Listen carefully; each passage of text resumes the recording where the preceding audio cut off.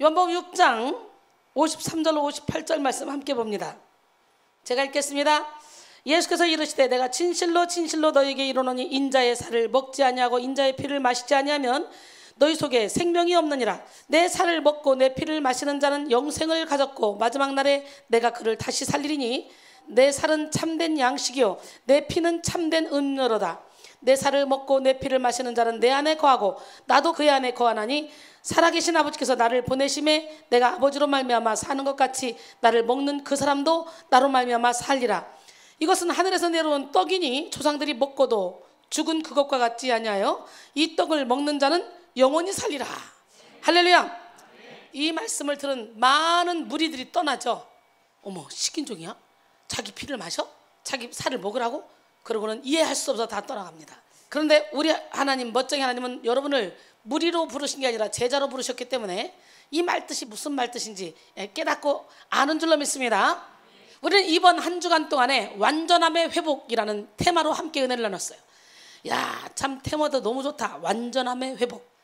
첫 번째 시간 기본기의 회복이라는 제목으로 은혜를 나눴죠. 우리 김미리 목사님을 통해 네 번째 시간까지 함께 은혜를 받으셨는데, 성도가 믿음을 지키는 것도 믿음의 기본기가 중요하다고 그랬어요. 믿음의 기본을 지키기 위해서는 우리는 날마다 경건의 연단을 받아야 하는데요, 경건의 훈련을 통해 내면의 힘을 키우고 마귀를 이길 수 있는 힘을 키우고 나 자신을 이길 수 있는 힘을 키우고 영성을 키울 수 있는 그런 영혼이 될 수가 있다는 거죠. 기본기. 우리는 믿음의 기본을 회복하기 위해서 먼저 어떻게 해야 되냐, 영혼의 양식인 말씀, 이 말씀을 많이 먹어야 되고 하나님을 경외하는 마음을 가져야 되고 영혼의 호흡인 기도를 해야 됩니다. 예수님을 닮은 겸손을 회복해야 된다고 말씀드렸어요. 두 번째 시간 거룩함의 회복이라는 말씀으로 은혜를 나눴는데요, 우리 하나님은 내가 거룩하니 너희도 거룩할지니라 그랬어요. 거룩은 기독교의 본질이고 기독교인의 정체성입니다. 우리 하나님이 개입하면 모든 게 다 거룩해져요. 이 성전은 하나님이 함께 하시기 때문에 거룩한 성전이 되는 것이지, 이제 이 성전에서 자꾸 점치고 이상한 짓 하고 그러면 그런 거룩한 성전이 아니라 사탄의 회당일 뿐이겠죠. 거룩을 회복하는 과정을 성화의 과정이라고 그러잖아. 우리는 신의 성품에 참여하기까지 성화가 돼야 되잖아. 성화는 초기의 성화, 점진적 성화, 온전한 성화를 거쳐 영화의 단계까지 이른다고 했습니다. 우리는 이 거룩을 회복하기 위해서 악은 모양이라도 버려야 되고 성령을 소멸치 않는 삶을 살아야 되고 평강의 하나님이 나를 주관하도록 나를 온전히 하나님께 내어 드려야 된다고 말씀드렸어요. 세 번째 시간 목마름의 회복이라는 말씀으로 은혜를 나눴는데요, 현대 시대는 외로움과 공허함 그리고 여러 가지 중독으로 허덕이고 있습니다. 그 이유는 자신의 내면을 하나님이 아닌 다른 것으로 채우려고 하기 때문에 그래요. 목마른 사슴이 시냇을 찾아 헤매듯이 내 영혼이 주를 찾기에 갈급하다고 고백하며 달려갈 때 우리 하나님은 우리 영혼을 만족시켜 주실 줄로 믿습니다. 하나님은 우리의 목마름을 회복시키기 위해서 먼저 인간의 한계를 깨닫게 하십니다. 그래서 오직 주님만을 의지하게 하셔요.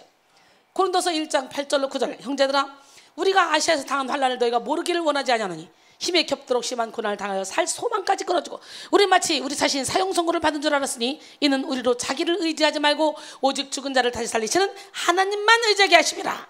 할렐루야. 그래서 고난을 통해 하나님만 의지하게 되는 거죠. 그 다음에 영혼의 목마름을 하나님의 은혜로 회복시키십니다. 또 목마름을 회복시키신 후에는요, 사명을 주셔서 열정적으로 인생을 살아가게 하신다고 말씀드렸어요. 어때요? 제가 영적인 목마름을 해결시켜 주신 그 하나님의 은혜가 너무 감사해서 기도하다 보니까 하나님이 내게 엄청난 세계를 열어주시고 그리고 사명을 주셔서 저를 이렇게 모든 나의 삶을 내려놓게 하고 하나님만 쫓아다니며 하나님께만 영광 돌리는 삶을 살게 했잖아요. 네 번째 시간은 열정의 회복이라는 제목으로 말씀을 나눴어요. 물론 열정에는 선한 열정이 있고 악한 열정이 있기 때문에 분별해야 돼요. 바울은 선한 열정으로 생명 다해 복음을 전했습니다. 바울과 같이 열정이 있는 사람은 하나님이 주시는 승리자의 관을 얻기 위해 운동장에서 다름질하는 자와 같이 달려갑니다. 열정이 회복된 사람은 승리자의 관을 얻기 위해 모든 일에 절제합니다. 향방 없이 살아가지 않습니다. 하나님이 원하시는 일에 집중할 줄 압니다. 할렐루야. 다섯 번째 시간으로 우리는 내적 질서의 회복이라는 제목으로 어저께 제가 말씀을 나눴죠. 내적 질서의 회복은 완전한 회복을 위한 시작이자 완성이라 그랬어요. 내면의 질서만 생겨봐 세상에 어떤 일이 벌어져도 전혀 흔들리지 않습니다. 내가 주인 삼은 모든 거 내려놔봐 거친 풍랑에도 깊은 바다처럼 내 영혼은 항상 잠잠합니다. 다른 모든 것이 회복되기 시작합니다. 내면의 질서만 회복되면. 그렇기 때문에 우리는 어떻게 해요? 내면의 질서를 회복시켜야 돼요. 그래야 여러분의 인생이 완전한 회복을 누리게 되는 거예요. 그러므로 우리는 성령과 진리를 따라 내면의 질서를 바로잡아야 한다고 말씀드렸어요. 내면의 질서를 바로잡기 위해 먼저 죄와 상처로 얼룩진 내면의 더러움을 깨끗이 씻어내야 된다 했어요. 금그릇, 은그릇, 질그릇, 나무그릇 수많은 그릇이 있지만 하나님이 쓰신 그릇은 깨끗한 그릇이라 했어요. 비웁시다. 부서집시다. 무너집시다. 그리고 우선순위를 바로 세워서 내적 질서를 잡아야 되고 오직 그리스도 안에서 뿌리를 내리고 세움을 받아 배후에 역사하는 악한 영을 몰아내고 성령의 인도를 받아야 된다 그랬어요. 나가 예수님이 가신 그 길을, 그 십자가의 길을 따라감으로 내면 세계를 예수 그리스도의 영으로 충만하게 채워서 내적 질서를 지속시켜 나가야 된다 그랬어요. 그리고 오늘 완전한 회복, 드디어 테마 6번째 마지막 시간, 영적 생명의 회복이라는 제목으로 함께 은혜를 나누기를 원합니다. 우리는 이 땅에서 살아갈 때 육신의 생명을 힘입어 살아갑니다. 지금 모습은 우리 모두가 육적인 생명이 있기 때문에 볼 수 있는 모습이죠. 함께 관계도 이어갈 수 있는 거죠. 함께 대화도 할 수 있는 거잖아요. 육적인 생명이 있기 때문에. 지금까지 말씀드린 대로 우리는 이번 주 테마 영적인 회복이었는데요. 기본기의 회복, 거룩함의 회복, 목마름의 회복, 열정의 회복, 내적 질서의 회복, 그리고 영적 생명의 회복을 오늘 마지막 시간으로 이제 말씀을 나눌 건데, 우리 하나님이 인간에게 부여하신 축복과 선물은 완전하여 조금도 부족함이 없는 것이었습니다. 지혜도 완벽했고 영성도 완벽했고 열정과 내적인 질서도 완벽했습니다. 그런데 죄가 틈탄 이후로부터 우리 인류의 특성이 불완전이 되었고 영성도 불완전, 지혜도 불완전, 지식도 불완전, 인격도 불완전, 성품도 불완전, 기본기도 완전히 무너진 상태가 되었죠. 안타깝게도 사람들은 자신의 이런 불완전을 깨닫지 못합니다. 우리는 육신의 정력, 안목의 정력, 이생의 자랑의 옷을 입고 태어났잖아. 우리의 속성이 그렇잖아. 그래서 어쩔 수 없이 죄를 저질 수밖에 없는 연약한 존재들이란 말이지. 우리가 이 죄에서 벗어나기 위해서는 날마다 나를 쳐서 복종시켜야 돼. 그래서 사도 바울이 고백하기를 나는 날마다 죽는다 그랬잖아요. 여러분, 나름대로 자신의 세상 안에서 열심히 살거나 아니면 도태된 상태로 살아가다가 별 볼 일 없이 생을 마감하는 사람들이 얼마나 많은지 알아요? 우리는 천국 가기 전에 예수를 알게 됐고 영적인 비밀을 알게 됐다는 거, 이거 하나만 해도 우리는 진짜 찐입니다. 찐! 짱이에요. 짱! 평생 신앙생활에도요, 주의 종이라도 목사라도 영적인 거 이거 모르는 사람들은 허다합니다. 그래서 성령의 역사가 일어나면 그거 잘못된 거야, 그거 이단이야, 거기 이상해, 뭐 이렇게 입을 잘못 놀리는 목사님들이 얼마나 많은지 알아요? 은사 폐지론자들, 은사 종언론자들, 초대교회 때 지나고 난 지금은 성경이 나왔기 때문에 그런 은사 안 나타난다 막 이러고 있어요. 근데 우리 주님은 어제나 오늘의 영원토록 동일하다 그랬어. 주님이 그때 있기만 계셨고 죽었어? 요한복음 14장 12절에 내가 진실로 진실로 너에게 이르노니 나를 믿는 자는 내가 하는 일을 그도 할 것이요 또한 그보다 큰 일도 하리니 이는 내가 아버지께로 감이라. 마가복음 16장 17절로 18절 믿는 자들이 이런 표적이 따르리니 곧 그들이 내 이름으로 귀신을 쫓아내며 새 방언을 말하며 뱀을 집어올리며 무슨 독을 마실 자라도 해를 받지 않냐고 병든 사람에게 손 얹은 즉 나으리라 그랬어요. 이거를 초대교회 성도들에게만 준 거예요? 우리에게는 안 주고? 하나님은 우리를 회복시켜 주시길 원하십니다. 사탄에게 쫓겨서 거짓자, 거짓 영성, 거짓 열정, 거짓 질서에 순응하며 살아가는 것을 그냥 두고 보시지 않아요. 그래서 우리에게 독생자 예수 그리스도를 보내시고 예수님으로 인하여 복을 얻도록 새로운 살 길을 열어주셨습니다. 즉 완전한 회복의 길을 열어두신 것이죠. 히브리서 10장 19절로 20절 그러므로 형제들아 우리가 예수의 피를 힘입어 성소에 들어갈 담력을 얻었나니 그 길은 우리를 위하여 휘장 가운데로 열어놓으신 새로운 살 길이요 휘장은 곧 그의 육체니라 그랬어요.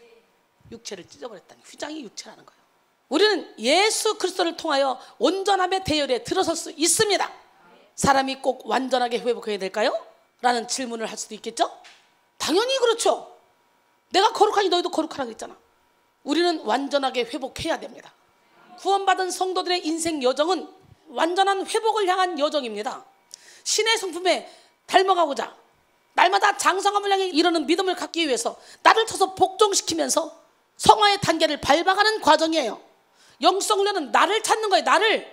죄짓지 않은 나 참된 영혼, 죄로 인해 다 덮여 있어서 내가 누군지도 모르고 분별하지 못하고 살아가는데 이걸 싹 다 벗어내는 작업을 하는 거예요. 그래서 진짜 하나님이 창조하신 내 영이 깨어나면 천국이 따로 없어요. 이 안이 천국이고 내가 거하는 곳이 천국이고 가는 곳곳마다 천국이야. 아무리 좋은 환경 가운데서도 천국을 누리지 못하는 사람은 더 좋은 환경이 주어져도 천국을 알지 못해. 어떤 사람이 성 입구에 가서 성 문지기한테 물었대요. 이 성은 살기가 좋습니까? 아, 당신이 전에 살던 성은 어땠습니까? 아유, 형편없었어요. 그러니까 내가 다른 데로 이사하려고 물어보는 거죠. 그렇다면 이 성도 형편없습니다. 그렇게 말을 했다 그래요. 여러분, 내가 마음먹기에 달렸어. 내적 질서가 회복돼봐. 완전함으로 가는 지름길이라 그게. 그래서 우리는 내적 치유, 이거 아주 신중하게 생각하잖아. 그래서 우리 교회는 내적 치유하는 교회잖아요.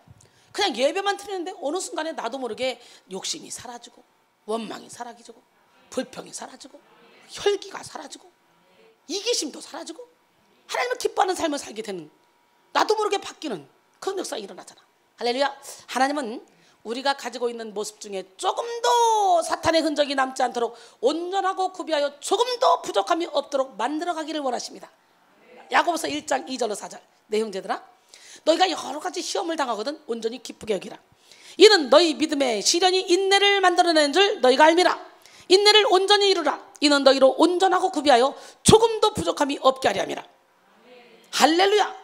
조금이라도 사탄의 흔적이 남아있거나 자아가 온전히 하나님께 드려지지 못한 사람은 언제든지 침륜에 빠질 수 있기 때문에 우리 하나님 우리에게 고난을 허락해서라도 완전하게 만들기를 원하신다는 거지. 히브리서 10장 36절로 39절. 너희에게 인내가 필요하면 너희가 하나님의 뜻을 행한 후에 약속하신 것을 받기 위함이라. 잠깐 후면 오시리가 오시리니 지체하지 아니하시리라. 나의 의인은 믿음으로 말미암아 살리라. 또한 뒤로 물러가면 내 마음이 그를 기뻐하지 아니하리라 그랬어요. 우리는 뒤로 물러가 멸망할 자가 아니요 오직 영혼을 구원하며 이르는 믿음을 가진 자라 그랬어요. 우리가 마음먹은 것처럼 완전히 회복된다는 것은 그리 빨리 되어지는 것이 아니에요.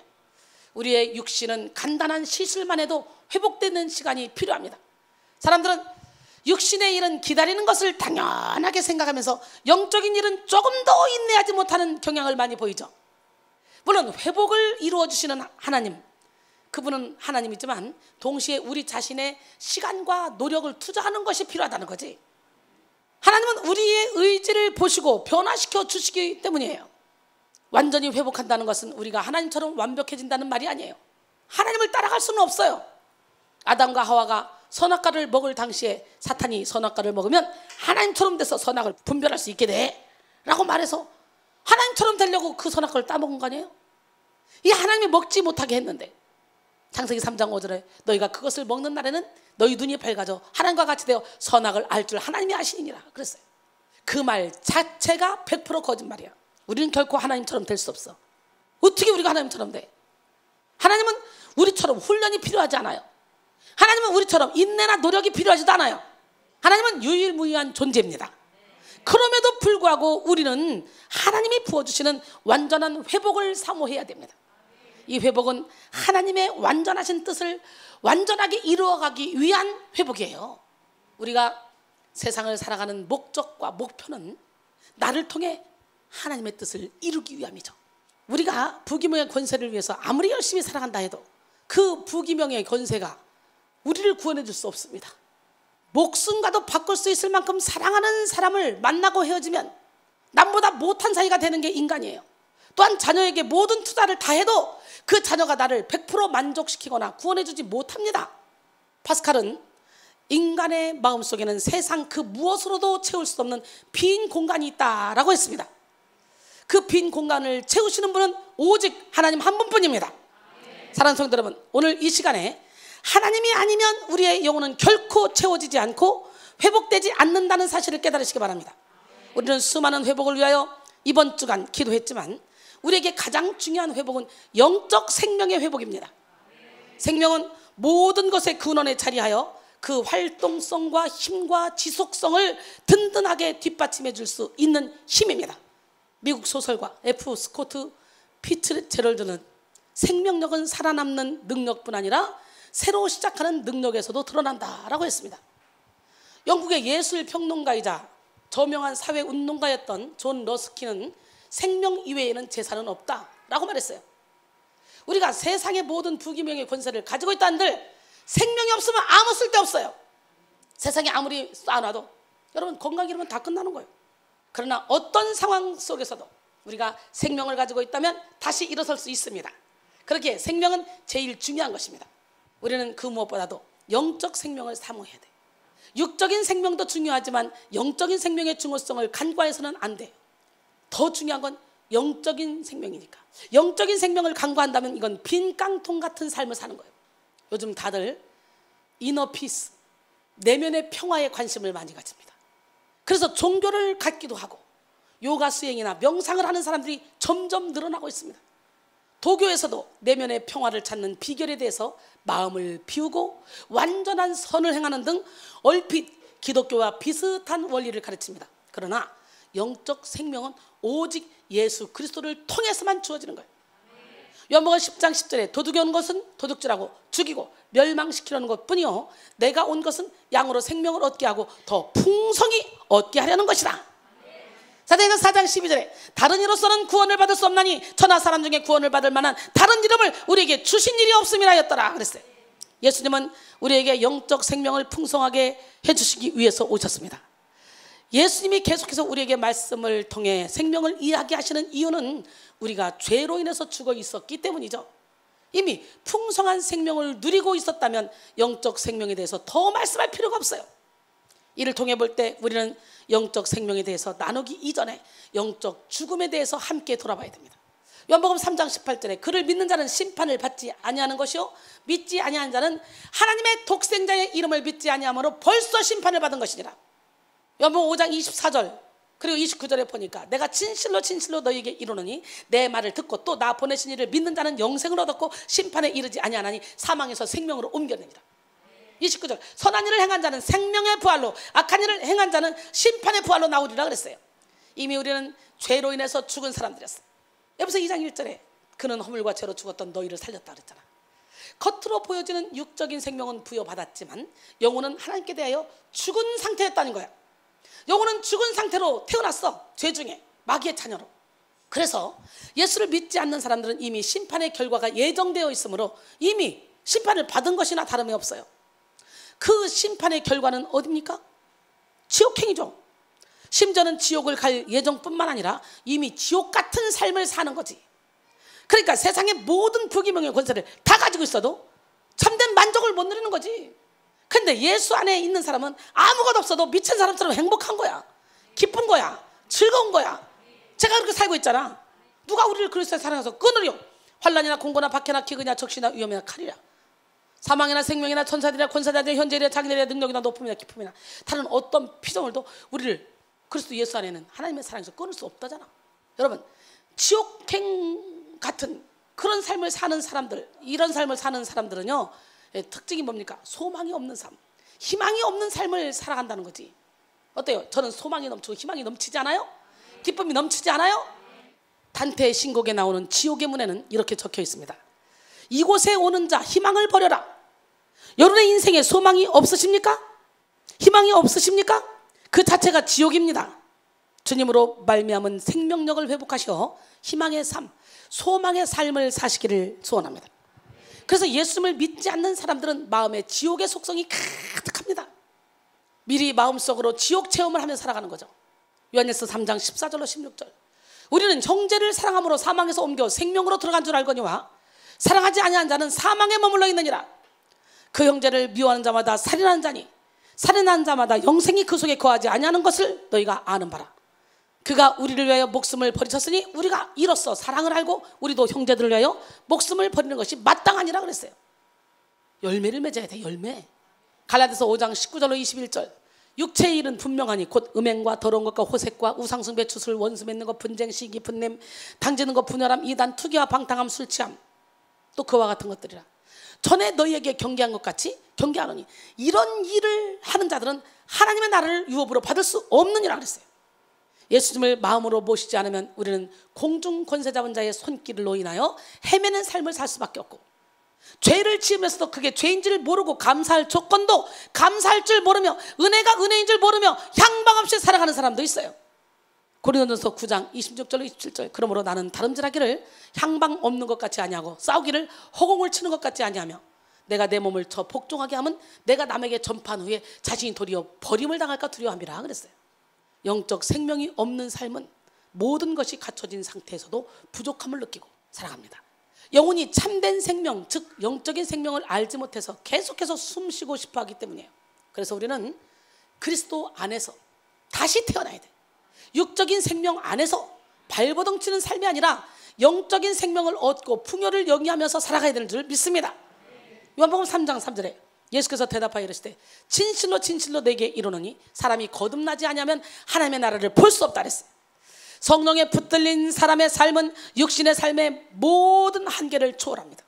그러나 육신에 붙들린 사람의 삶은 영혼의 참된 능력을 상실하고 육신의 한계 속에서 고통스러운 삶을 당연하게 여기며 살아갑니다. 저는 예수님 믿으면서 이 영적인 비밀을 알지 못하는 육적인 그리스도인으로 살아가는 사람들이 가장 불쌍하다는 생각을 했습니다.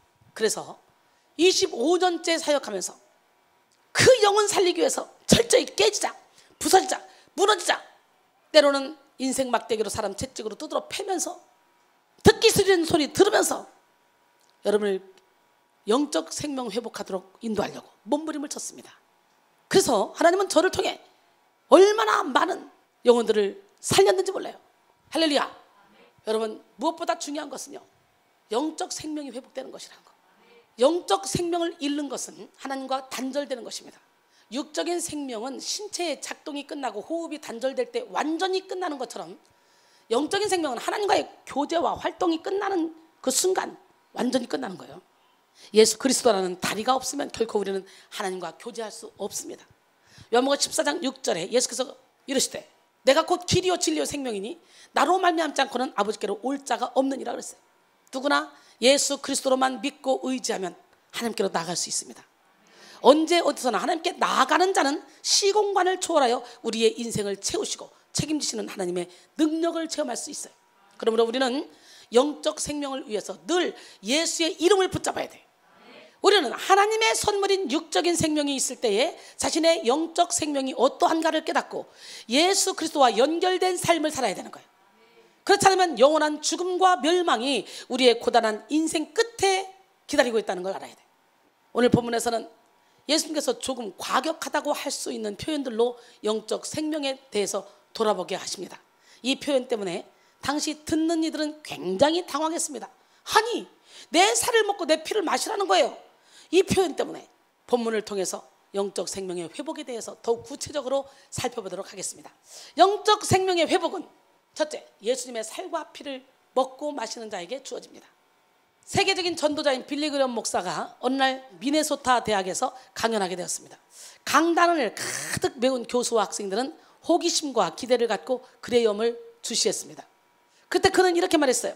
많은 사람들이 호기심 때문에 만남의 시간을 갖습니다. 그것은 생명으로 연결될 수도 있고 파멸로 연결될 수도 있습니다. 오늘의 호기심은 생명으로 연결되어 새로운 변화를 일으킬 것입니다. 왜냐하면 오늘의 주인이 생명의 주 예수 그리스도이시기 때문입니다 라고 빌리 그레엄이 말했어요. 오늘 본문 요한복음 6장 53절로 55절 예수께서 이르시되 내가 진실로 진실로 너에게 이르노니 인자의 살을 먹지 아니하고 인자의 피를 마시지 아니하면 너희 속에 생명이 없느니라. 내 살을 먹고 내 피를 마시는 자는 영생을 가졌고 마지막 날에 내가 그를 다시 살리리니 내 살은 참된 양식이요 내 피는 참된 음료로다 그랬어요. 오늘 본문에서 예수님이 조금 파격적인 이야기를 하셨다고 말씀드렸는데요. 살과 피를 먹고 마시라고 말씀하신 거죠. 유대인들이 듣기에나 우리가 듣기에나 아주 당혹스러운 표현이죠. 표현의 자유를 가지고 있는 현대 사회에서도 누군가가 이렇게 얘기한다면 굉장히 큰 이슈가 될 거요. 이 살과 피를 먹고 마신다는 표현에는 굉장히 깊은 의미가 담겨져 있습니다. 먼저 살과 피가 의미하는 것은 전인입니다. 전인, 즉 예수님의 전부를 의미하는 거예요. 살과 피를 먹는 행위는 예수 그리스도의 전인과 연합하는 것을 의미하고 십자가에서 대속의 죽음을 믿음으로 받아들이는 것을 의미합니다. 더 나아가 나중에 확립된 성찬 예전에 담긴 의미도 여기서 찾아볼 수가 있죠. 이 당시에 이런 깊은 진리를 깨달을 수 있었던 유대인들은 아마 상당 부분이 이 대목에서 예수님을 떠났을 것이라는 추측이 되고 있습니다. 예수님은 사람들의 반응에 아랑곳하지 않고 살과 피를 먹는 이들에게 주시는 약속에 대해서 54절에 더 자세히 말씀하십니다. 그 약속은 바로 영생을 가지게 된다는 거예요. 마지막 날 다시 살겠노라는 이 약속을 더불어 하십니다. 이것은 영원한 천국에서 살게 된다는 약속이죠. 악인도 마지막 날에 부활하기는 합니다. 그러나 심판을 위한 부활이고 지옥에 가기 위한 부활이야. 우리 예수님과 온전히 합한 자들은 영적 생명을 그 속에 품고 있기 때문에 천국에서의 삶을 보장받습니다. 그러니까 죽음도 두렵지가 않죠. 영적 생명의 회복은 이렇게 예수님의 대속하심과 그 보혈의 능력을 통하여 이루어지는 것입니다. 아무리 이 세상에서 법 없이도 살 만큼 윤리적으로나 도덕적으로 흠이 없는 삶을 살았다 할지라도 예수님의 살과 피를 믿음으로 먹고 마시지 않으면 영적 생명과는 관계없는 삶을 살아가는 것입니다. 우리가 이 땅에서 살아있는 동안 이 기회를 놓치지 않아야 돼요. 참된 양식과 참된 음료라는 것은 바로 예수님의 이러한 살과 피를 통한 약속이 결코 변화하지 않는다는 거예요. 55절에 참된이라고 번역된 알레데이스는 변하지 않고 확실한 근거가 있을 때 쓰는 말이에요. 누구든지 예수님의 살과 피를 먹고 마시는 자는 단 한 사람도 남김없이 영 죽은 상태에서 영적 회복을 이룰 수 있습니다. 예수님의 구속 사건을 믿음으로 받아들이는 사람들은 이미 영적 회복이 일어난 것입니다. 예수님만이 영적 생명을 공급하실 수 있는 유일한 존재입니다. 예수님이 아니고는 영혼의 위로나 생명이 회복될 수 없어요. 또한 지금 이 순간에 영적 생명 공급이 필요한 그 어떤 누구라도 예수님의 구속 사건을 믿노나 결단하면 영생이 보장됩니다. 로마서 5장 10절에 곧 우리가 원수 되었을 때에 그의 아들의 죽으심으로 말미암아 하나님과 화목하게 되었은즉 화목하게 된 자로서는 더욱 그의 살아나심으로 말미암아 구원을 받을 것이니라. 할렐루야. 앞서 말씀드린 것처럼 영적 생명의 생사 여부는 하나님과의 연결성에 있습니다. 예수 그리스도를 통해서만 하나님과 연결될 수가 있고 하나님과 연결된다는 것 한 가지만으로도 우리는 그 안에 담긴 생명의 빛을 공급받을 수가 있어요. 우리는 평생에 하나님과 끊임없는 연결을 유지하기 위해서 예수님의 살과 피를 먹고 마시고 날마다 그 보혈을 힘입어 살아가야 될 줄로 믿습니다. 우리가 먹는 모든 음식은 죽어서 우리에게 음식으로 공급되죠. 죽어서. 김치도 배추가 죽어야 되는 거고 빵도 밀가루가 부서져야 되는 거예요. 과일도 깎이고 베어야 되는 거예요. 고기도 살육을 당해야 되는 거예요. 이같이 예수님도 스스로 미랄이 되셔서 우리에게 영적 생명과 영양을 공급하셨습니다. 우리는 실제로 그 살과 피를 씹고 삼키지 않지만 우리를 위하여 단번에 제물이 되어주신 예수님의 희생을 믿고 영적 생명을 기대합니다. 히브리서 10장 10절로 14절을 보니까 이 뜻을 따라 예수 그리스도의 몸을 단번에 들이심으로 말미암아 우리가 거룩함을 얻어노라. 제사장마다 매일 서서 섬기며 자주 같은 제사를 드리되 이 제사는 언제나 죄를 없게 하지 못하거니와 오직 그리스도는 죄를 위하여 한 영원한 제사를 드리시고 하나님 우편에 앉으사 그 후에 자기 원수들을 자기 발등상이 되게 하실 때까지 기다리시나니 그가 가득하게 된 자들을 한 번의 제사로 영원히 온전하게 하셨느니라 그랬어요. 할렐루야. 예수님을 통해서 영적 생명을 얻는 것은 전제 조건이 있습니다.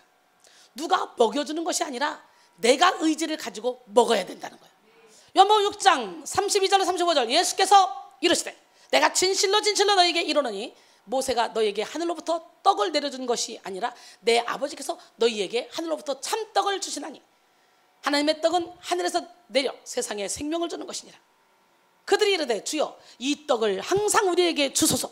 예수께서 이르시되 나는 생명의 떡이니 내게 오는 자는 결코 줄이지 아니할 것이요 나를 믿는 자는 영원히 목마르지 아니하리라. 의지는 내 힘으로 해결하는 것을 의지라고 하지 않습니다. 내 힘을 오히려 어디에 맡기느냐에 달려 있어요. 내 마음대로 해결하는 것이 아닌 하나님의 뜻에 나의 믿음을 실어야 되고 나의 마음을 실어야 돼요. 하나님은 우리의 의지를 보시고 우리의 의지와 협력하여 일하시는 거예요. 볼자다 내가 문 밖에서도 문을 두드리노니 누구든지 내 음성을 듣고 문을 열면 내가 그에게로 들어가 그와 더불어 먹고 그는 나와 더불어 먹으리라. 우리 하나님은 열기를 원하셔. 억지로 들으시는 분이 아니야. 우리를 로봇처럼 가만히 있어도 일이 해결되도록 만드시지 않습니다. 끝까지 참고 기다려주시면서 우리 스스로 의지를 낼 수 있도록 우리 스스로 마음문을 열고 하나님을 모셔들고 주님을 주인 삼을 수 있도록 우리에게 자유의지를 주셨잖아.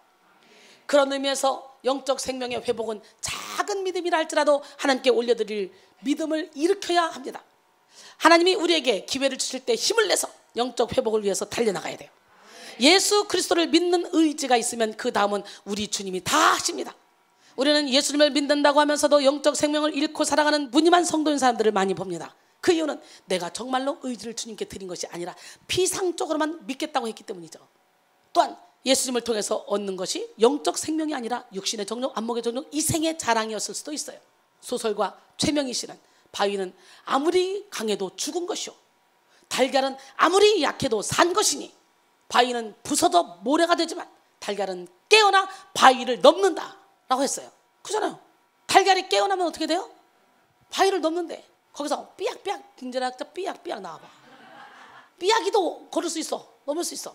세상적인 가치를 사랑하는 사람은 영적인 생명의 절대성을 알지 못합니다. 이들은 육적인 생명만을 최우선으로 생각하고 살아가기 때문에 영적 생명에 대해서 전혀 마음을 두지 않고 살아가죠. 사랑하는 성도 여러분, 그 어떤 질서보다도 내면의 질서, 즉 영적 생명을 회복하는 것이 가장 시급한 일이고 가장 중요한 일이라는 걸 깨닫기를 원합니다. 여러분이 당한 어떤 현실보다도 더욱더 회복하고 수습해야 하는 것이 바로 영적 현실의 회복입니다. 이것을 깨닫는 것 자체가 이미 회복의 시작입니다. 많은 사람들이 첫사랑을 회복하고 싶다고 말합니다. 우리에게 왜 예수님과의 첫사랑이 그토록 그리운 걸까요? 라고 묻습니다. 그것은 처음으로 영적 생명의 회복을 경험했던 그때가 가장 행복했다는 것을 알기 때문이죠. 그러나 우리는 첫사랑의 때보다 훨씬 더 성숙하고 더 깊은 평안, 흔들리지 않는 믿음으로 하나님과 연결되어 예수 그리스도 안에서 영적 생명을 누릴 수가 있습니다. 저는 예수님을 처음 만난 감격을 생생하게 가지고 있습니다. 그러나 지금은 더 행복합니다. 왜냐하면 생명에서 생명으로 계속 이어지는 삶을 살아가기 때문이죠. 영적 생명이 왔다 갔다 하지 않습니다. 업앤다운 되지 않아요. 이미 먹은 밥을 다시 뺏을 수 없는 것처럼 여러분이 마음 먹기만 하면 결코 사단이 영적 생명을 뺏어갈 수가 없습니다. 로마서 6장 12절로 14절. 그러므로 너희는 죄가 너희 죽을 몸을 지배하지 못하게 하여 몸의 사육에 순종하지 말고, 또한 너희 지체를 불의의 무기로 죄에게 내주지 말고 오직 너희 자신을 죽은 자 가운데서 다시 살아난 자 같이 하나님께 드리며 너희 지체를 의의 무기로 하나님께 드리라. 죄가 너희를 주장하지 못하리니 이는 너희가 법 아래 있지 아니하고 은혜 아래 있음이라 그랬어요. 두 번째, 영적 생명의 회복은 예수님과의 긴밀한 영적 연결을 의미합니다. 요한복음 6장 56절, 오늘 본문이에요. 내 살을 먹고 내 피를 마시는 자는 내 안에 거하고 나도 그의 안에 거하나니. 그렇다면 영적 생명이 회복되었을 때 우리에게는 어떤 영적 반응이 일어날까요?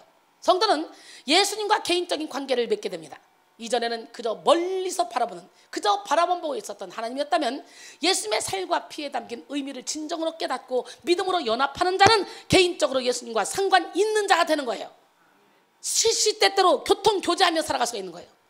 예수님을 믿겠노라고 결단하는 사람들은 그가 굳이 예수님과 연결하려고 노력하지 않아도 그 믿음으로써 영적 생명이 긴밀히 연결되는 거예요.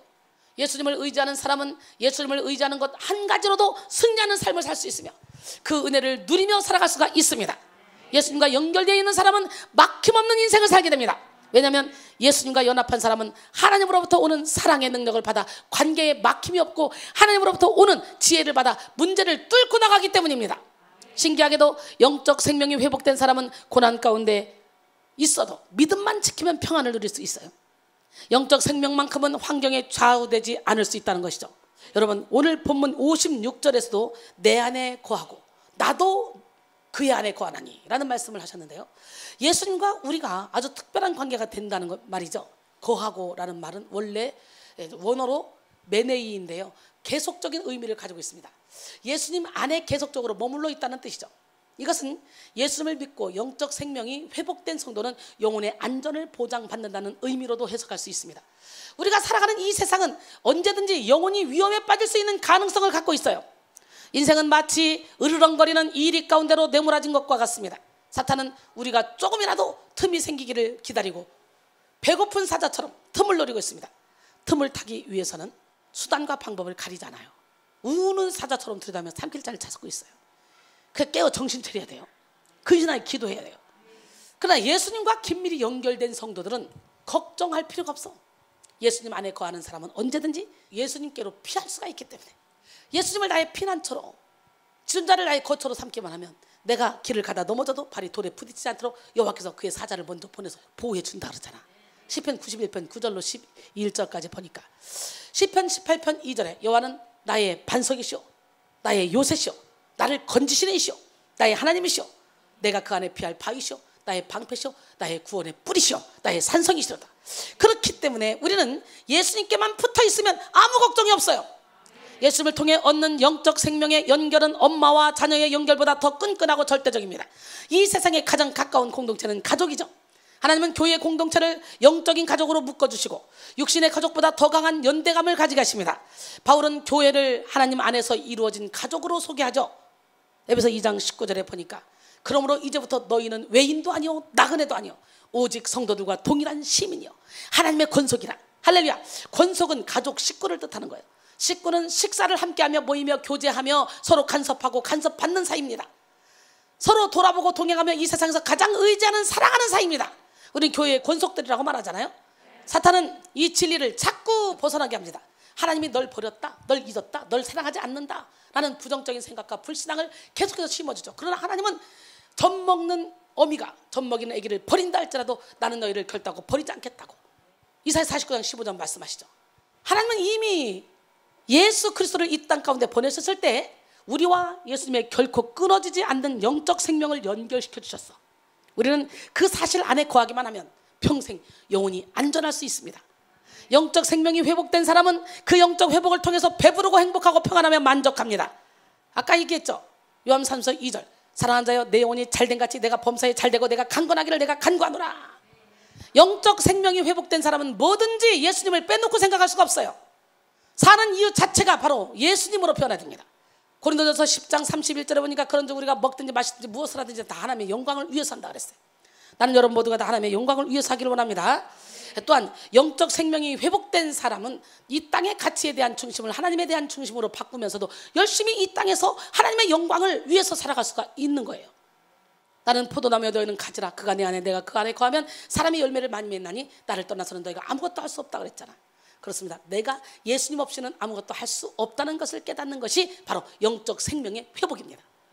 이것은 자신의 무능력에 좌절하는 것이 아니라 오히려 예수님 한 분만으로 만족하며 내게 능력 주시는 자 안에서 모든 것을 할 수 있다는 소망의 고백이 시작되는 거죠. 나에게 완전히 좌절해 본 사람만이 예수님께 온유할 수 있습니다. 나에게는 철저히 절망하며 오직 소망의 주 예수 그리스도를 붙잡음으로 영적 생명을 회복하는 여러분 모두가 되기를 원합니다. 성경에 나온 수많은 그런 위인들은 예수님과 연결됨으로 최악의 상황 속에서도 최고의 영광을 하나님께 올려드렸어요. 신앙의 선배들이 대단한 위력을 가지고 있었기 때문이 아니라 하나님과 긴밀한 연결을 끊임없이 이어나갔기 때문이에요. 야고보서 5장 17절로 18절 엘리야는 우리와 성정이 같은 사람이로되 그가 비가 오지 않기를 간절히 기도한 즉 3년 6개월 동안 땅에 비가 오지 않냐고 다시 기도하니 하늘이 비를 주고 땅이 열매를 맺었느니라. 뿐만 아니라 하나님은 우리가 예수님께 붙어 있고자 하면 말씀, 기도, 찬양을 통해서 생명을 얻되 더 풍성히 얻도록 인도해 주십니다. 하나님의 말씀, 쉬지 않는 기도, 마음을 다한 찬양을 통해서 살만 나는 인생으로 변화될 수 있는 거예요. 물론 예수님을 통해서 영적 생명이 회복되는 만큼 영적 가치를 위해서 육적인 가치를 내려놔야 할 때도 있습니다. 로마서 8장 12절로 14절 그러므로 형제들아 우리가 빚진 자로 돼 육신에게서 쳐서 육신대로 살 것이 아니니라. 너희가 육신대로 살면 반드시 죽을 것이로되 영으로서 몸의 행실을 죽이면 살리니 무릇 하나님의 영으로 인도함을 받는 사람은 곧 하나님의 아들이라 그랬어요. 위대한 사도 바울도 예수님께 발견되기 위해서 끊임없이 자신을 쳐서 복종시키고 표대를 향해 달려나갔습니다. 모든 걸 배설물로 여기고 표대를 향해 달려나간 사도 바울처럼 여러분들도 모든 걸 배설물로 여기고 표대를 향해 달려나가는 기적의 주인공이 되길 원해요. 자신을 쳐서 복종시켜도 영적 생명이 회복된 사람은 배에서부터 생수의 강이 흘러 넘치는 삶을 살아가는 거예요. 세상에 대한 갈증이 사라지고 오히려 세상을 이기고 환경을 이기고 나 자신을 이기고 살아가게 됩니다. 놀랍지 않습니까? 우리가 육적인 생명만을 쫓아 살아갔을 때는 사실 육적인 가치를 따르지 않으면 뭔가 도태되고 지루하고 재미없는 삶을 살아가야 할 것 같다는 그런 편견에 갇히게 되는 거예요. 세상 사람들은 우리가 경험할 수 있는 영적 생명의 기쁨을 전혀 알지 못하기 때문에 조롱하는 거죠. 요한복음 14장 27절에 평안을 너에게 끼치노니 곧 나의 평안을 너에게 주노라. 내가 너에게 주는 것은 세상이 주는 것과 같지 아니하니라. 너희는 마음에 근심하지도 말고 두려워하지도 말라 그랬어요. 영적 생명을 회복한 사람처럼 행복한 사람은 없습니다. 사랑하는 성도 여러분, 진리 되신 예수님 안에 모든 해답이 있고 자유가 있습니다. 영적 사망이 정해진 우리의 운명을 예수 그리스도의 단 한 번의 제사로 바꾸셨어. 이 사실에 초점을 맞추고 오늘 영적 생명이 다시 회복되어 이 참된 행복을 누리시기를 바랍니다. 세 번째로 영적 생명의 회복은 회복된 우리 자신을 통해 흘러가야 되는 거예요. 너는 세상의 빛이라. 우리는 빛 대신 예수님의 빛을 받아서 빛을 반사하는 사람들이야. 요한복음 6장 57절 58절 오늘 본문이에요. 살아계신 아버지께서 나를 보내심에 내가 아버지로 말미암아 사는 것 같이 나를 먹는 그 사람도 나로 말미암아 살리라. 이것은 하늘에서 내려온 떡이니 조상들이 먹고도 죽은 그것과 같지 아니하여 이 떡을 먹는 자는 영원히 살리라 그랬어요. 예수님은 자신 안에 있는 영적 생명을 우리에게 흘려 보내주셨습니다. 자신의 전부를 주셨어요. 오늘 본문 57절에서 예수님은 아버지로 말미암아 자신이 살아있는 것처럼 예수님 자신을 통해서도 그 생명이 흘러가는 연결에 대해서 말씀하고 계셔요. 우리도 이 생명을 받은 자로서 내가 가진 영적 생명을 흘려보낼 수 있어야 돼요. 예수님이 계신 곳에는 항상 영적인 음식이 가득했어요. 치료가 필요한 사람들은 치료의 양식을 먹었고, 위로가 필요한 사람들은 위로의 양식을 먹었어요. 건강이 필요한 사람들은 건강의 양식을 먹었어. 심지어 육체의 생명도 살아났고 실제 양식도 풍성했어요. 오병이어, 칠병이어 사건을 통해서 영육 간의 양식을 채우시는 놀라운 하나님도 봤죠. 만나와 메추라기를 통해서도 우리가 그 하나님을 봤잖아요. 사랑하는 성도 여러분, 여러분도 이런 사람이 되기를 원합니다. 농부가 나무를 심고 키우는데 최선을 다하는 이유는 무르익은 열매를 위해서잖아. 과실수가 아무리 우렁차고 보기 좋아도 맛있는 열매가 없다면 아무런 가치가 없어. 이와 마찬가지로 우리는 하나님의 은혜와 사랑으로 영적 생명을 회복했기에 그에 걸맞는 열매를 맺어야 돼. 이파리만 무성하고 겉으로만 뭐가 막 유창한 것 같은데 능력이 하나도 없어. 그거 호덩이잖아, 호덩. 오늘날 그렇게 이파리만 무성한 설교를 하는 목사님들이 참 많죠. 그러니까 영적인가 아무것도 모르는 거예요. 그러니까 영적으로 환자들이 막 살아나고 이걸 부정적으로 생각하는 거예요. 유대인들처럼. 예수님을 갖다가 뭐라고 그랬어요? 바알세불의 힘을 힘입어서 귀신 쫓는다잖아. 귀신의 왕 바알세불의 힘입어서. 기가 막히죠. 우리 하나님, 멋쟁이 하나님 살아계신데 여러분, 우리는 영적 생명이 회복돼야 돼. 영적 생명이 회복된 사람은 자신만 위하는 삶을 꾀하지 않아요. 영적 사망이 가져다주는 고통에 신음해본 사람일수록 영적 생명이 얼마나 귀한 줄 알게 되고 그 생명을 흘려보내려고 합니다. 그래서 때로는 하나님은 우리에게 영적 생명이 차단된 것만 같은 고난에 처하게 허락하시기도 한다니까. 나를 버렸나? 고린도전서 4장 9절에 보니까 사도 바울이 하나님이 사도인 우리를 죽이기로 작정된 자같이 끄트머리라도 졌음에 천사와 사람에게 구경거리가 되겠다는 거예요. 그렇게 밀어넣기도 한다니까. 두 손 들게 하려고. 간절함이 때로는 큰 믿음을 이끌어내는 디딤돌이 되기도 하기 때문이에요. 우리는 이렇게 거듭남으로 제2의 인생을 살아가는 것, 이것에 큰 의미를 둬야 돼. 우리는 정말 감사한 사람들이잖아. 예수님을 통해 영적 생명을 회복한 뒤에 우리 남은 인생은 이제 여전과는 완전히 달라야 돼. 예수님은 십자가에서 죽으심으로 우리에게 생명의 양식 자체가 되어주셨어. 우리도 예수 그리스도와 함께 십자가에 못 박혔고 그 생명에 동참하는 자가 되었습니다. 그런 의미에서 우리는 씨앗 같은 존재들이야. 2005년 6월 경향신문에서 2000년 동안 잠자던 종려나무 씨앗이 싹을 틔우다라는 제목의 기사가 실린 적이 있어요. 그 기사는 이렇습니다. 성경과 코란에 모두 생명의 나무로 나오는 종려나무 대추야자 씨앗이 2000년 만에 이스라엘에서 발견돼서 싹을 틔웠다는 뉴욕 타임스의 그런 보도입니다. 씨앗이 발견된 곳은 천혜의 요새로 불리는 이스라엘 마사다 유적지의 곡물 저장고. 이 씨앗들은 탄소 이런 여러 가지 것들이 동원을 해서 한번 측정을 해본 결과 1990년 플러스 마이너스 50년이래요. 그때 있었던 것으로 로마의 침공 시기 66년에서 73년과 겹친다는 거예요. 발굴팀은 이 씨앗이 당시 유대인들의 비상 전투 식량이었음을 추정했다 그래요. 식물 전문가들은 이 씨앗의 긴 동면을 깨우기 위해 뜨거운 물에 적시고 해조류 성분에 비료를 주는 등 특수 처리를 했다 그래요. 그 후 6주쯤 아무 일이 없다가 갑자기 싹이 확 올라왔대요. 종려나무는 지금 30cm 정도 자랐으며 잎이 7개 열렸다고 이렇게 기사가 나왔대요. 지금까지 가장 오래된 씨앗의 발화는 중국에서 1200년 된 연꽃씨가 싹을 틔운 것이 기록이었다. 2차 대전 때는 런던 자연사 박물관 화재 진압을 위해 뿌린 물로 인해서 500년 된 씨앗이 발화한 적도 있다라고 했다 그래요. 근데 세상에 2000년 동안 잠자던, 기가 막히잖아요. 씨앗에는 살아서 역사할 수 있는 생명이 들어있습니다. 하나님은 우리 안에 그리스도의 생명을 키우시기 위해서 오랫동안 말씀의 씨앗을 뿌리셨어. 주의 종들을 통해 마음을 경작하셨어. 그래서 이제 싹이 나고 이삭이 나고 열매가 맺혀도록 기다리고 계셔. 마침내 씨앗은 자신을 깨뜨림으로 생명의 능력을 흘려보낼 수가 있다는 거지. 마태복음 13장 31절로 33절 또 비유를 들어 이르시되 천국은 마치 사람이 자기 밭에 갖다 심은 겨자씨 하나 같으니 이는 모든 씨보다 작은 것이로되 자란 후에는 풀보다 커서 나무가 되매 공중의 새들이 와서 그 가지에 깃들이니라. 또 비유로 말씀하시되 천국은 마치 여자가 가루 소말 속에 갖다 넣어 전부 부풀게 한 누룩과 같으니라 그랬어요. 난 여러분이 선한 누룩이 되길 원해요. 주당 1000명 10,000명 역할을 감당하는 기적의 주인공이 되길 원해요.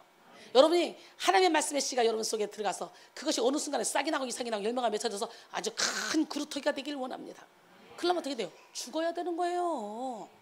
요한복음 12장 24절로 25절 내가 진실로 진실로 너에게 이르노니 한 알의 밀이 땅에 떨어져 죽지 아니하면 한 알 그대로 있고 죽으면 많은 열매를 맺느니라. 자기의 생명을 사랑한 자는 잃어버릴 것이요 이 세상에서 자기의 생명을 미워하는 자는 영생하도록 보존하리라. 할렐루야. 말씀의 씨가 우리에게 뿌려지면 우리 안에서도 성령의 단비를 맞음과 동시에 싹이 나고 이삭이 나고 열매가 맺혀집니다. 마가복음 4장 26절 28절 또 이르시되 하나님의 나라는 사람이 씨를 땅에 뿌린 것 같으니 그가 밤낮 자고 깨고 하는 중에 씨가 나서 자라되 어떻게 그리 되었는지 알지 못하느니라. 땅이 스스로 열매를 맺되 처음에는 싹이요 다음에는 이삭이요 다음에는 이삭에 충실한 곡식이라. 와, 아침 안개 눈앞 가리듯 빗줄기에 바위 패이듯 여러분 큰 은혜를 받다 보면 처음에는 내가 뭔 얘기를 듣는지 모르겠어. 왜 이렇게 말은 또 빨라? 근데 뭔가 좋으니까 그냥 자꾸 끌리네. 근데 어느 순간에 확 깨달은 순간 말씀의 씨가 여기 있다가 슉 내려와 버려. 여기서 나도 모르게 싹이 나고 이삭이 나고 열매가 맺혀져. 나중에 보니까 내가 완전히 다른 사람이 돼 있어. 이쯤 되면 혈기가 나야 되는데 혈기가 안 나. 이쯤 되는 욕심을 부렸는데 욕심이 안 돼. 이쯤 되는 자기중심적으로 살아야 되는데 남의 생각을 먼저 해. 이렇게 바뀌는 거예요. 오늘 맑은 물을 맞읍시다. 에스겔 36장 25절로 28절 맑은 물을 너에게 뿌려서 너희로 정결하게 하되 곧 너희 모든 더러운 곳에서와 모든 우상 숭배에서 너희를 정결하게 할 것이며 또 새 영을 너희 속에 두고 새 마음을 너희에게 주되 너희 육신에서 굳은 마음을 제거하고 부드러운 마음을 줄 것이며 또 내 영을 너희 속에 두어 너희로 내 율례를 행하게 하리니 너희가 내 규례를 지켜 행할지라. 내가 너희 조상들에게 준 땅에서 너희가 거주하면서 내 백성이 되고 나는 너희 하나님이 되리라 그랬어요. 그러므로 우리는 말씀대로 행하는 삶을 살도록 의지를 하나님께 완전히 내어드려야 돼요. 빌립보 4장 9절에 너희는 내게 배우고 받고 듣고 본바를 행하라. 그리하면 평강의 하나님이 너희와 함께 하시리라. 여기서 1장 22절에 너희는 말씀을 행하는 자가 되고 듣기만 하여 자신을 속이는 자가 되지 말라 그랬어요. 할렐루야. 이전의 육적인 삶 속에서는 어떻게든 나의 유익을 위해서 달려가는 인생을 살았다 할지라도 예수 그리스도의 희생을 통해 영적 생명을 회복하고 나서는 나도 그 생명사에게 동참하리라. 그리고 동참할 수 있습니다. 여러분 안에 있는 예수님의 사랑과 생명을 풍성하게 나누시기 바랍니다. 이 세상에 영적 생명이 고갈된 영혼들이 너무도 많아요. 여러분 먼저 영적 생명을 회복하셔서 하루빨리 생명을 잃은 영혼들의 갈증을 볼 수 있는 통찰력이 생겨나기를 원합니다. 결론적으로 오늘 우리는 영적 생명의 회복이라는 제목으로 은혜를 나눴어요. 이 회복은 하나님의 완전하신 뜻을 완전하게 이루어가기 위한 회복입니다. 우리에게 가장 중요한 회복은 영적 생명의 회복입니다. 영적인 생명의 중요성을 간과하는 삶을 산다면 빈 깡통 같은 삶을 사는 거예요. 본문을 통해서 영적인 생명의 회복에 대해 더욱 구체적으로 살펴봤죠. 영적 생명의 회복은 예수님의 살과 피를 먹고 마시는 자에게 주어집니다. 예수님과의 긴밀한 영적 연결을 의미합니다. 회복된 우리 자신을 통해 이 영적 생명이 흘러나가야 됩니다. 물질도 흘려보내야 되고 달란트도 흘려보내야 되고. 할렐루야. 지금이 은혜 받을 때요. 지금이 구원의 날입니다. 모든 육적인 소망을 내려놓고 예수 그리스도를 통해 영적 생명을 회복하시는 시간이 되기를 바랍니다. 아침 안개 눈앞 가리듯 우리 함께 찬양합니다.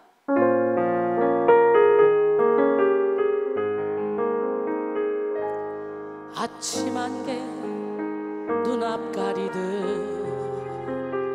나의 약한 믿음 의심 쌓일 때 부드럽게 다가온 주의 음성 아무것도 염려하지 마라.